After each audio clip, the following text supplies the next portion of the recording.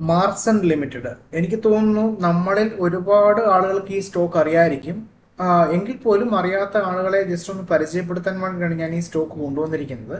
നമുക്ക് നേരെ ഇതിന്റെ ചാർട്ടിലേക്ക് തന്നെ ആദ്യം നമുക്ക് പോവാം. ഞാൻ ഓൾറെഡി ഈ ഒരു ചാർട്ട് ഞാൻ ചെറുതായിട്ടൊന്ന് വർക്ക് ചെയ്ത് വെച്ചിട്ടുണ്ട്. ഇത് മന്ത്ലി ടൈം ഫ്രെയിം അല്ലാണ് ഇട്ടിരിക്കുന്നത്. കാരണം എന്താണെന്ന് വെച്ച് കഴിഞ്ഞാൽ ഇതിനകത്ത് ട്രാൻസാക്ഷൻ മീൻസ് ഇതിനകത്ത് സ്റ്റോക്കിന്റെ മൂവ്മെന്റ് ഒക്കെ വളരെ കുറവാണ്. നമ്മൾ ഡെയിലി ടൈം ഫ്രെയിം വീക്കിലേക്ക് പോയി കഴിഞ്ഞാൽ ചെറിയ ചെറിയ ക്യാൻഡിലുകളായിരിക്കും കിട്ടുന്നത്. സോ നമുക്കത് അനലൈസ് ചെയ്യാൻ അല്പം ബുദ്ധിമുട്ടായിരിക്കും. സോ നമുക്ക് നല്ലൊരു വ്യൂ കിട്ടാൻ വേണ്ടിയിട്ട് ഞാനിത് മന്ത്ലി ടൈം ഫ്രെയിമിലേക്ക് ഇട്ടിരിക്കുകയാണ്. ഓക്കെ, ഇത് ഈ സ്റ്റോക്ക് ആദ്യം ലിസ്റ്റ് ചെയ്യുന്ന ശേഷം നേരെ താഴേക്ക് വന്നൊരു സപ്പോർട്ട് എടുത്തു, മുകളിൽ വന്നു, ഒരു റെസിസ്റ്റൻസിൽ വന്ന് അടിച്ചതിന് ശേഷം നേരെ താഴേക്ക് വന്നു. ഈ ഒരു സമയം എന്ന് പറയുന്നത് കോവിഡ് ഉണ്ടായ സമയമാണ്.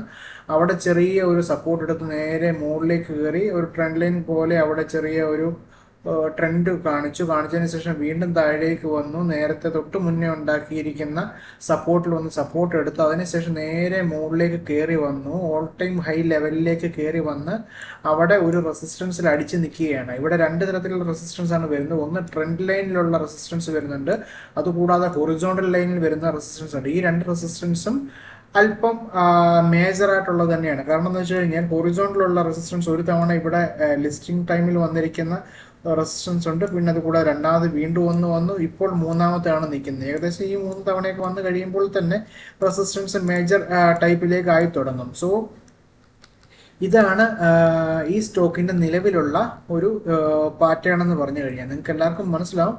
ഞാൻ ആദ്യം പറഞ്ഞതുപോലെ തന്നെ ഇത് നമ്മൾ എടുത്തിരിക്കുന്ന മന്ത്ലി ചാർട്ടാണ്.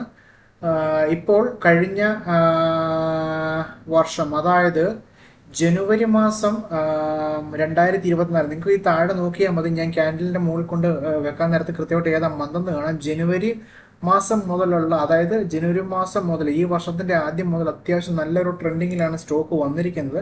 അപ്പം നമ്മൾ അവിടെ മുതലുള്ള ഗ്രോത്ത് ഇപ്പോൾ നമ്മൾ മുകളിലോട്ട് എടുക്കുകയാണെങ്കിൽ ഇന്നത്തെ പ്രൈസ് ക്ലോസ് ചെയ്യുന്ന സമയത്ത്, അതായത് ഇന്നത്തെ കഴിഞ്ഞ ദിവസം പ്രൈസ് ക്ലോസ് ചെയ്യുന്ന സമയത്ത് 884% ആണ് ഈ ഒരു വർഷത്തിൽ മാത്രം സ്റ്റോക്കിന്റെ പ്രൈസിൽ ഉണ്ടായിരിക്കുന്ന ഗ്രോത്ത് എന്ന് പറയുന്നത്. സോ അത്യാവശ്യം നല്ല ഗ്രോത്ത് ആണിത്.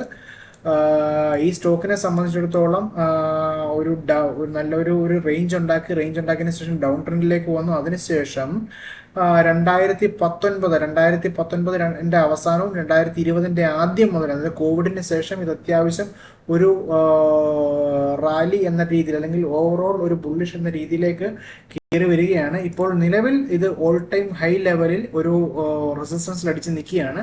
അപ്പോൾ ഈ ഒരു ലെവലിൽ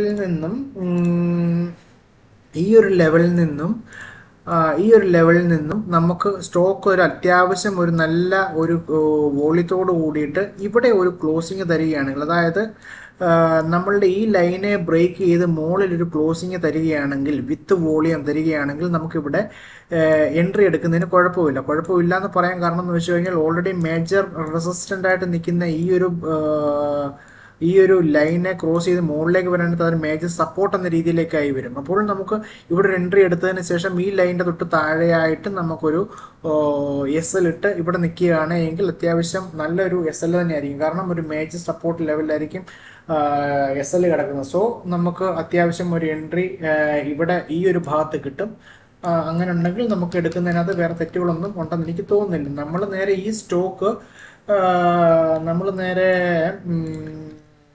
സ്ക്രീനറിലേക്ക് പോയി കഴിഞ്ഞാൽ ഈ സ്റ്റോക്കിനെ സംബന്ധിച്ച് അത്യാവശ്യം വിവരങ്ങൾ നമ്മൾ എടുക്കുകയാണെങ്കിൽ 76 കമ്പനിയാണ്. ബിസിനസ് നിങ്ങൾ നോക്കിയാൽ മതി, ഇവിടെ കൃത്യമായിട്ട് കാണാം കാര്യങ്ങളൊക്കെ എന്തൊക്കെയാണ് ചെയ്യുന്നത്. ഇവർ ട്രാൻസ്ഫോർമേഴ്സ് ഉണ്ടാക്കുന്ന കമ്പനിയാണ്. ട്രാൻസ്ഫോർമേഴ്സ് മാനുഫാക്ചറിങ് കമ്പനിയാണ്. നമ്മളുടെ KCB പോലുള്ള സ്ഥാപനങ്ങൾക്ക് ട്രാൻസ്ഫോം ഉണ്ടാക്കി കൊടുക്കുന്ന കമ്പനിയാണ്. അവിടെ മാനുഫാക്ചറിങ് യൂണിറ്റ് എന്താണ്, അവരുടെ പ്രൊഡക്റ്റിനെ കുറിച്ച് കൃത്യമായിട്ട് പറയുന്നുണ്ട്. ഡിസ്ട്രിബ്യൂഷനോ കാര്യങ്ങൾ, ഫർണസ് എല്ലാം കാണിക്കുന്നുണ്ട്. ഇതിന്റെ കപ്പാസിറ്റി എത്രയാണെന്ന് കാണിക്കുന്നുണ്ട്. ഇവരുടെ ക്ലയൻസ് ആരൊക്കെയാണ്, ഇതാണ് നമ്മൾ ശ്രദ്ധിക്കേണ്ടത്. ഒരുമാതിരിപ്പെട്ട എല്ലാ സ്റ്റേറ്റുകളിലും അവരുടെ ക്ലയൻസ് ആണ്. Rajasthan, west Bengal, including Kerala. ഇതാണ് ഞാൻ KCB എടുത്ത് പറയാൻ കാര്യം. കേരള അവരുടെ കസ്റ്റമറാണ്, ക്ലയന്റ് ആണ്. അതുകൂടാതെ ഓവർസീസ് 3-4 ക്ലയന്റുകളുണ്ട്. കോർപ്പറേറ്റ് ക്ലയൻസ് എന്ന് പറഞ്ഞ് ഇവിടെ താഴെ കാണിക്കുന്നുണ്ട്. നിങ്ങൾക്ക് നോക്കിയാൽ മനസ്സിലാവും ആരൊക്കെയാണെന്നുള്ളത്. നമുക്കറിയാവുന്ന ഒത്തിരി കമ്പനികളുണ്ട്. ഏറ്റവും പ്രധാനപ്പെട്ട സ്നൈഡർ ഉണ്ട്, ടാറ്റ ഗ്രൂപ്പ് ഉണ്ട്, റിലയൻസ് ഉണ്ട്, അതുകൂടാതെ ബജാജ് ഇലക്ട്രിക്കൽസ് ഉണ്ട്. അങ്ങനെ നമുക്കറിയാവുന്ന ഒത്തിരി കമ്പനികൾ ഇവിടെ ഉണ്ട്. സോ ഇതിന് താഴേക്ക് വരികയാണെങ്കിൽ റവന്യൂ ബ്രേക്കപ്പ്, അതുപോലെ തന്നെ ഇവരുടെ ഇപ്പോഴത്തെ റിസർച്ച് പരിപാടികൾ എന്തൊക്കെയാണ്, ഭാവിയിൽ എന്തൊക്കെയാണ് ഇവർ ചെയ്യാൻ ഉദ്ദേശിക്കുന്നത് എന്നുള്ള ഒരു കംപ്ലീറ്റ് ഡീറ്റെയിൽസ് ഉണ്ട്. ഇതിൻ്റെ ബാക്കി ഫണ്ടോ കാര്യങ്ങളൊന്നും ഞാൻ നോക്കിയിട്ടില്ല. ഞാൻ ചാർട്ട് ഇവാലുവേറ്റ് ചെയ്തതിനു ശേഷം ജസ്റ്റ് ചാർട്ട് ഇവാലുവേഷൻ മാത്രമാണ് ഞാൻ നടത്തിയിരിക്കുന്നത്. സോ അതുകൊണ്ട് തന്നെ നിങ്ങൾക്ക് താല്പര്യമുണ്ടെങ്കിൽ ഞാൻ മുമ്പേ പറഞ്ഞതുപോലെ തന്നെ ഇവിടുന്ന് നല്ലൊരു ബ്രേക്ക്ഔട്ട് നൽകി ഇവിടെ ഒരു ക്ലോസിങ് തരികയാണെങ്കിൽ, നമുക്ക് വിത്ത് വോളിയം തരികയാണെങ്കിൽ നമുക്കൊരു എൻട്രി എടുക്കുന്നതിന് ബാക്കി തെറ്റുകളൊന്നുമില്ല. ഇവിടെ ആയിരിക്കണം SL, അല്ലെങ്കിൽ ഈ ഒരു മേഖലയിലായിരിക്കണം SL. അത് പ്രത്യേകം ശ്രദ്ധിക്കുക. SL ഇല്ലാതെ വേറെ ഒരു കളിക്ക് നിൽക്കരുത്.